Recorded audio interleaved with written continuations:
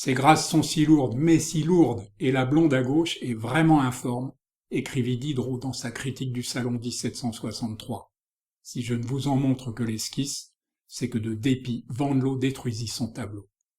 Monsieur Troyon est le plus bel exemple de l'habileté sans âme, écrivit Baudelaire. Aussi, quelle popularité! Chez un public sans âme, il la méritait. Tout jeune, il peignait avec la même habileté, la même insensibilité. Si Monsieur Harpigny se donnait la peine d'observer un peu la nature qu'il peint, écrivait Huysmans, il verrait que les arbres qui poussent à Paris ne sont pas les mêmes que ceux plantés à la campagne. Si son Pluton et sa Proserpine sont mesquins, si son Eurydice est niaise, si son Orphée est plus froid qu'un ménétrier de village, il faut le lui pardonner, le sujet était trop fort pour son âge, écrivait encore Diderot. Quelle plate idée d'avoir mis Hercé à sa toilette. C'est une grande figure froide, imbécile, sans action, sans passion, sans mouvement, sans caractère, ne prenant pas le moindre intérêt à ce qui se passe. Je n'aime pas ce tableau.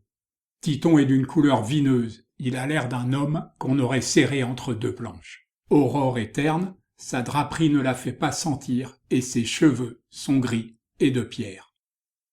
Le style porte malheur à Monsieur Millet, écrivit Baudelaire. Ces paysans ont d'eux-mêmes une trop haute opinion. Ils étalent une manière d'abrutissement sombre et fatale qui me donne envie de les haïr. Monsieur Pinguilly est un esprit curieux, ingénieux, laborieux. Il a la minutie, la patience ardente et la propreté d'un bibliomane. Ses œuvres sont travaillées comme les armes et les meubles des temps anciens. Monsieur Rousseau m'a toujours ébloui, mais il m'a quelquefois fatigué. Il tombe dans le fameux défaut moderne, qui naît d'un amour aveugle de la nature, il prend une simple étude pour une composition.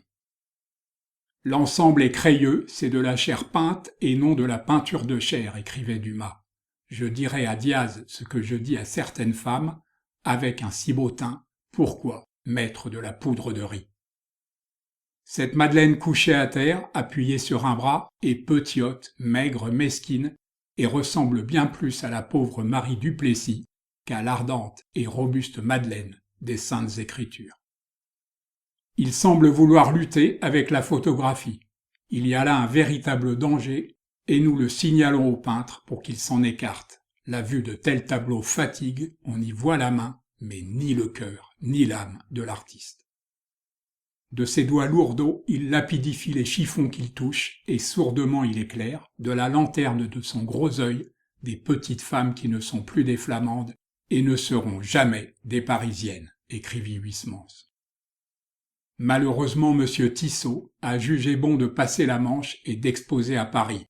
Pas plus que M. Stevens, moins encore, il n'était de taille à s'attaquer à la femme élégante en France. Parmi les rares artistes qui échappèrent aux foudres de Huysmans, Raffaelli, dont l'écrivain pensait qu'il occuperait une place à part dans l'art, celle d'une sorte de Millet parisien, tout imprégné d'humanité. Avec la franche simplicité qui caractérise ses chroniques d'art, Apollinaire caressa plus qu'il ne piqua. Cet Espagnol, écrivit-il sur Picasso, plus que tous les poètes ou les peintres, nous meurtrit comme un froid bref.